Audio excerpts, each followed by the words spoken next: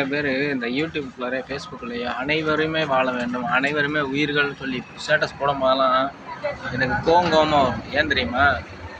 வெளிநாடுகளில் ஒரு 5 நாடுகளில் இந்தியர்கள் வாழக்கூடாது ரூல்ஸு. கண்டவங்களெல்லாம் நீங்கள் ஏன்டா வாழ வைக்கிறீங்க இந்தியாவுக்குள்ளார? அவங்க மட்டும் இந்தியர்கள் வாழ்வதற்கு அனுமதி கிடையாது அப்படின்னு சொல்லிட்டு அவங்க ரூல்ஸ் போட்டு வாழும்போது இந்தியாவுக்குள்ளார ஏன்டா ரூல்ஸ் போட மாட்டேங்கிறீங்க?